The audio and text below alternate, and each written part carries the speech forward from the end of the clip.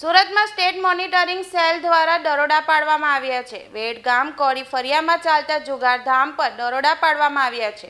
24 જુગારીઓને state monitoring સેલે પકડી પાડ્યા છે। 1,23,180 રૂપિયા રોકડા, 24 મોબાઈલ અને 11 બાઇક સાથે 3,99,000નો મુદ્દામાલ જપ્ત કરાયો છે। જુગારધામ ચલાવનાર મુખ્ય આરોપી અને જગ્યા ભાડે આપનાર બેને વોન્ટેડ જાહેર કર્યા છે।